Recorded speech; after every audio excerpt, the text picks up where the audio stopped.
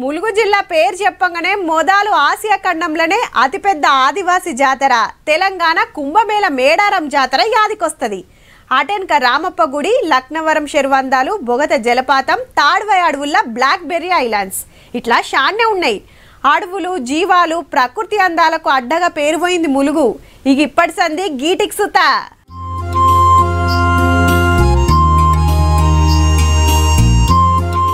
రంగురంగుల రెక్కలతోని తీరొక్క రంగుల్లా సీతాకోక చిలుకలు చిత్రాలు చేస్తుంటే కెమెరాలు పట్టుకొని అన్నలు ఫోటోలు వీడియోలు గుంజుడే గుంజుడు.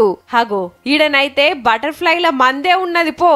పువ్వుల మీద, చెట్ల ఆకుల మీద వాలి రెక్కలిప్పుతుంటే చూస్తానికి 2 కండ్లు చాలలేదనుకోర్రి. ములుగు అడవుల్లా సీతాకోక చిలుకలు ఎన్నున్నాయి, ఏంది కథ అని తెలుసుకుంటానికి ఓరుగల్లు వైల్డ్ లైఫ్ సొసైటీ ఫారెస్టులతో పాటు 9 రాష్ట్రాల నుంచి పరిశోధకులు వచ్చి అడవంతా జల్లెడబడుతున్నారు 3-4 గుంపులై.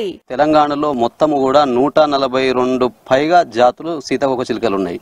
సో అందులో 80 జాతులను ఒక ఏటూ నాగారం వైల్డ్ లైఫ్ శాంక్చురీలోనే దేశంలో ఏం తక్కువ 1500 ఎరైటీల సీతాకోక చిలుకలుంటే తెలంగాణలో 140కి మీదనే ఉంటే ఏటూరు నాగారం ఏరియాలో 80 తీర్లున్నాయంటే చూడుర్రిగా.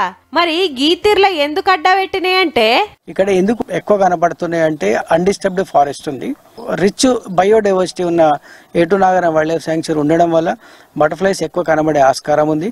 అందుకే మేము పరిశోధిస్తున్నాం. చెట్లు నరుకుడు తక్కువ ఉంటే బటర్ఫ్లైలు ఎక్కువ ఉంటాయి అన్నట్టు. అవి ఎక్కువ ఉన్నాయంటే అడవి నిమ్మలంగానే ఉన్నట్టు.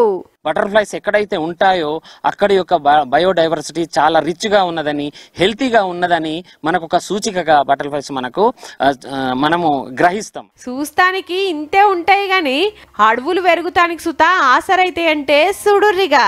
అగో గందుకే అవిటిని దేవులాడుకుంటా ములుగు, ఏటూరు నాగారం, తాడ్వాయి, లక్నవరం ఏరియాలా పరిశోధన చేస్తుర్రు.